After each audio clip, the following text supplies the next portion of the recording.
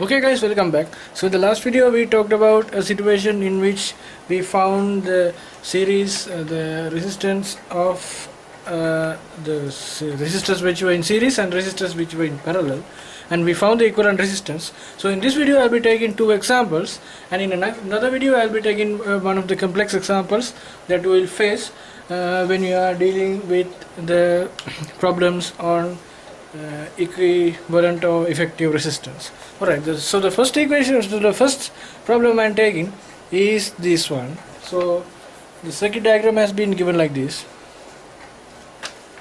right? So this is the circuit diagram.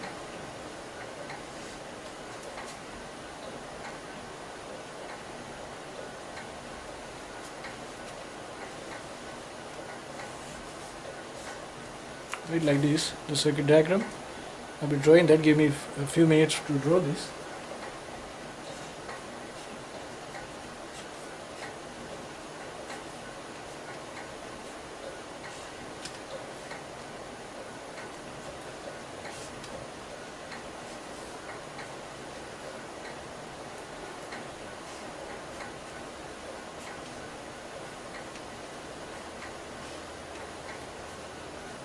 And the resistors are like this, right? Resistors are like this and connected like this, and here like this. So the resistance here has been given as 8, 16, 16, 9, 18. 8, 16, 16, 9 and 18 here, right? And 18, and here 20 and 6. Alright. So these are the resistors. So the question is asking, what is the equivalent resistance? I'll take this point as A, this point as B, right? So what is the equivalent resistance between A and B? Alright. Now in order to find the equivalent resistance, now we know only two concepts. One is one is a setup in which the resistors are in series, and the other is a setup when the resistors are parallel, right? So we know only these two. We know only these two problems, or we know only these two categories. So in order to find the equivalent resistance, we should make all these resistors either series or either parallel, or both series and parallel. Alright. Now what happens now? We have to understand which resistors are parallel to each other and which resistors are in series to each other. Alright. Excuse me. To understand that, we know that from the equation, from the video I described you, some while ago, right? One or two videos back.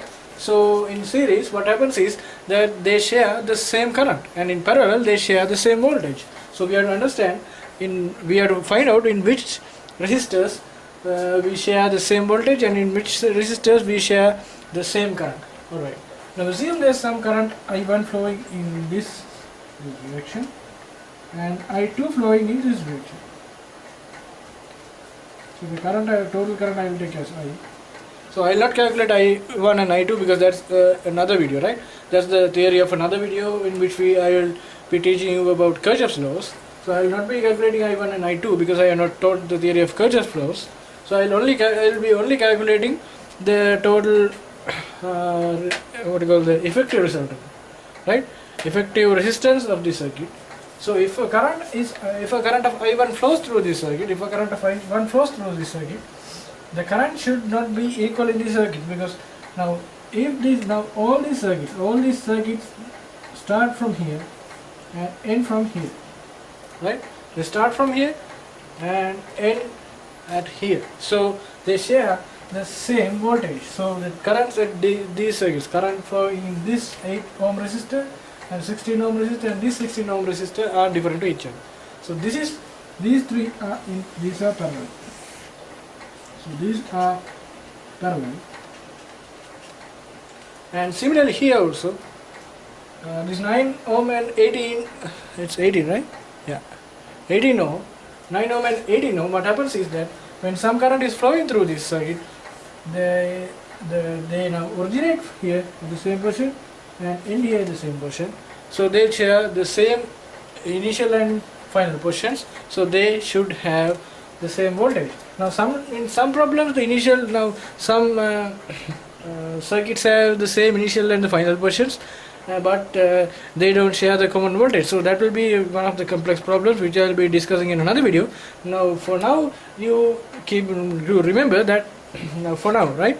Now this is not always, right? For most of these occasions, if they share the common point, their voltages are same, right? Alright. So what actually happens is that when these two resistors are like this and some current flows through this, they share the common point, so they have a common voltage but different currents. So these two are also parallel.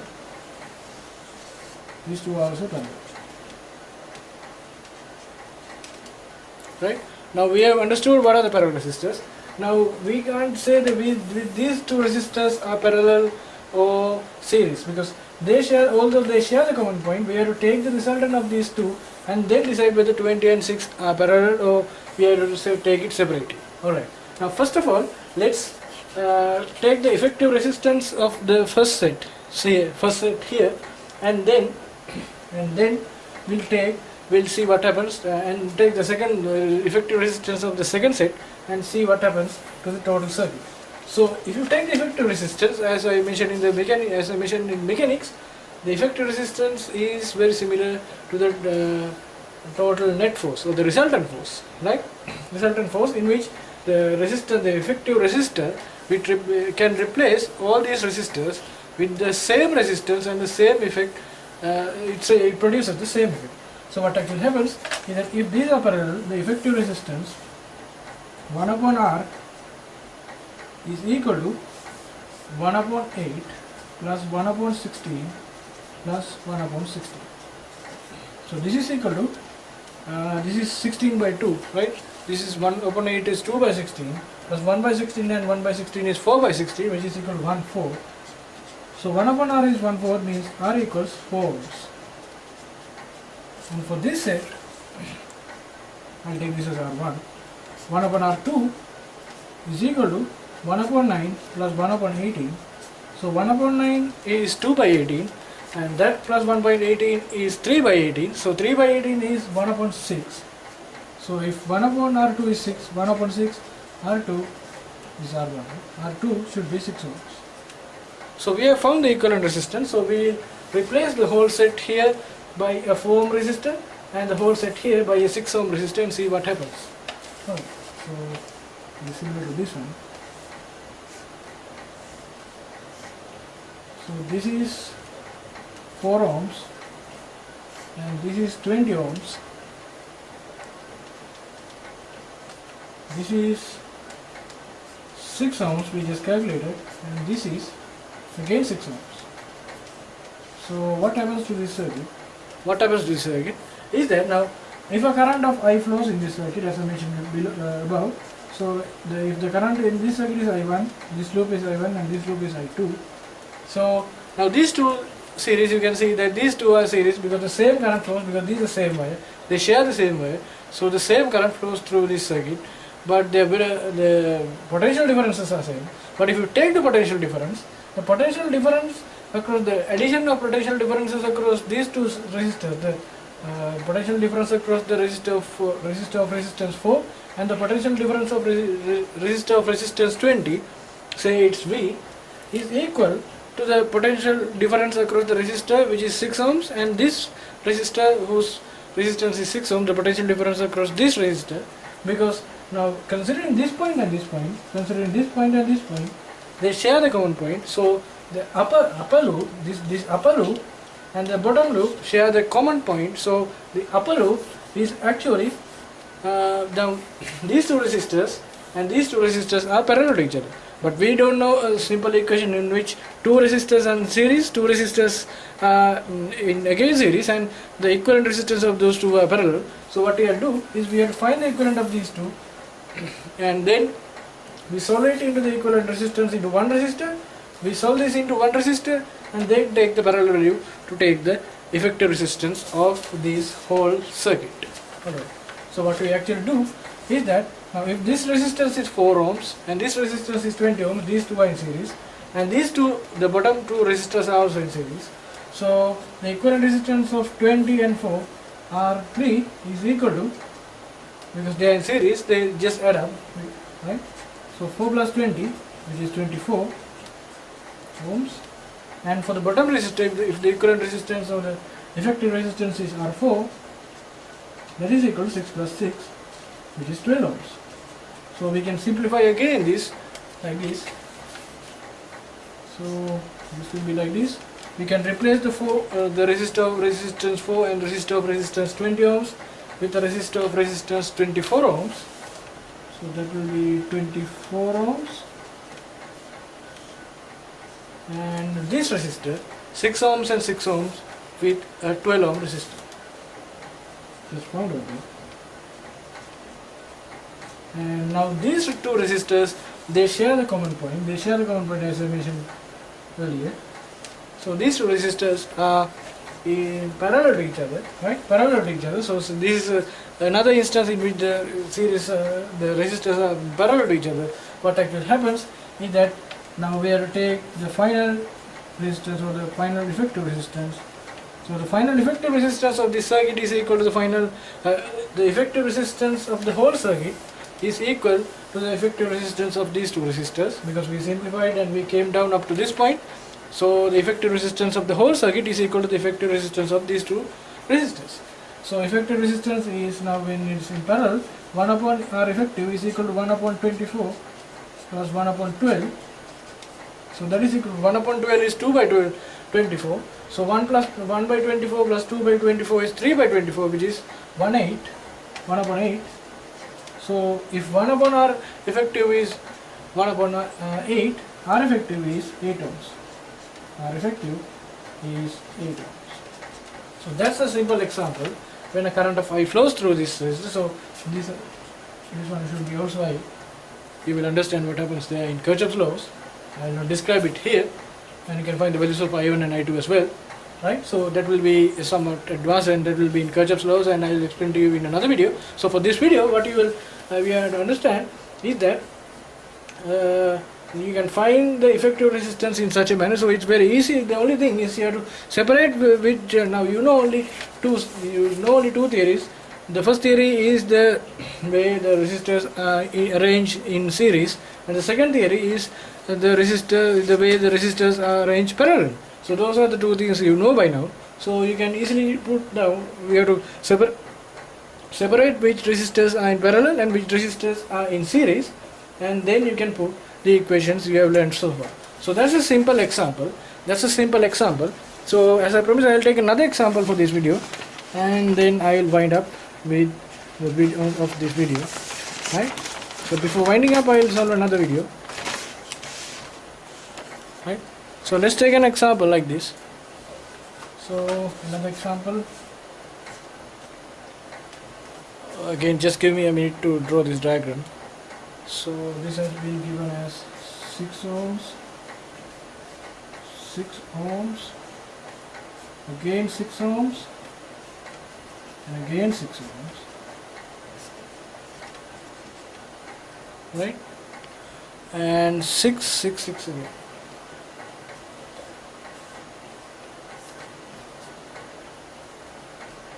This is 6 ohms. This is another problem, right? 6 ohms and 6 ohms.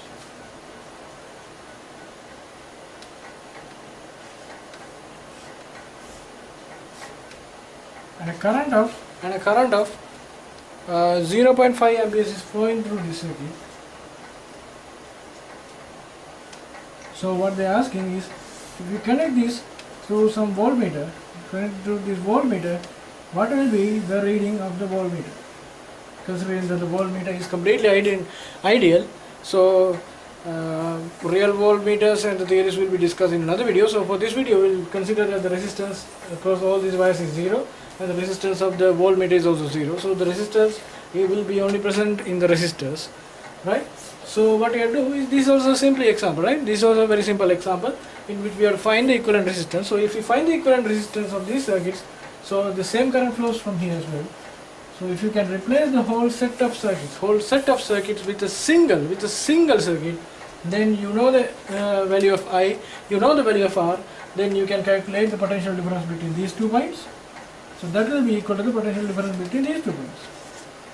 Right? Simple. So what you do is we have to find the equivalent resistance of these set of circuits. So first of all, what you do is now this now when a current is flowing like this, as I mentioned in the last video, in the last example, in this video, these resistors are parallel, and this set of resistors are parallel with this resistor. So you have to find the equivalent resistance. We will find the equivalent resistance of this circuit first, this set first. So these sets, all the resistors are parallel to each other. So I'll take the equivalent resistance of this set as R1. So 1 upon R1 will be 1 upon 6 and plus 1.6 plus 1 upon 6. So that will be 3 upon 6, which is half. So if 1 upon R1 is half, R1 will be 2 ohms. R1 will be 2 ohms. And for this set, these two are in series, because if some current flows from here, the current of say I1 flows through this loop, I2 through this loop, right? So the same current flows through these two resistors. So these two resistors are in series, and we can find this series. So we can find the equivalent of these two. So R2 is equal to 6 plus 6, which is 12 ohms, right? So I will draw this again. This will be now this loop can be further simplified. So at the top we can put a 12 ohm resistor as the effective resistor, and at the bottom we have another 6 ohm resistor, right? So this is actually this one, right? This is actually this one. I dragged it here to explain it to you. So if these two resistors, now if some current flows through this circuit, some current say I3 flows through this circuit, right? Flows through this circuit. Some current will flow through this circuit and some current will flow through this circuit, but those two shouldn't be equal to each other because they share the common point. So these two resistors are parallel to each other. Right. So if I take the equal resistance of these two resistors to be R3, what I can write is 1 upon R3 is 1 upon 6 plus 1 upon 12. So 1 upon 6 is also equal to 2 upon 12. So 2 upon 12 plus 1 upon 12 is 3 upon 12, which is 1/4. So 1 upon R3 is 1/4, means R3 is equal to 1/4. Sorry, 4s, right? 4s. Alright. So this set of resistors, we found the equivalent resistance to be 2 ohms, and for this set of, this whole set of resistance, we found the final equivalent effective resistance to be 4 ohms. So what we can do is we can say we can replace this circuit again. So this is the voltmeter I am talking about, and this we can replace these 6 ohm, this first set of 6 ohm resistors with a 2 ohm resistor, and that is connected in series now because they share the same current. And that resistor, the set of effective resistance of this set, is, we found 4 ohms. So those two are actually series in each other because they share the same current, because these are actually on the same wire. Okay. So the current of 0.5 amperes is flowing through the circuit. So we can either take the resistance of this circuit, right, the effective resistance of the circuit, or we can put V equals IR straight away. So I'll put V equals IR straight away without calculating. So V equals IR. So V is actually the voltmeter reading. That is what we need. So we have been given the value of I, and we have been given the values of R. So V is equal to this one I will take as V1, and this one I will take as V2. So V1 plus V2, right? V is equal to V1 plus V2 because the potential difference across these 2 points is equal to the potential difference across these 2 points. Assuming that the voltmeter is ideal and there is no resistance in the wires. So V is equal to V1 plus V2. So V1 is equal to I times R1. V2 is equal to I times R2. So V1 is equal to I times R1, and V2 is equal to I times R2. So V1 is equal to I is 0.5 times R1, which is 2. So 0.5 times 2 is 1 volt. V1 is 1 volt. For V2, I is 0.5 and R2 is 4, so that will be 2 volts. So V is equal to V1 plus V2. So V1 we found 1 volt plus V2 we found 2 volts. So the total voltage will be 3 volts. So that will be the voltage that will be shown in the voltmeter, and voltmeter will show, if it is an ideal voltmeter, it will show a reading of 3 volts, right? 3 volts. So that is a simple another example of finding the effective resistor. So in this video, in this example, you can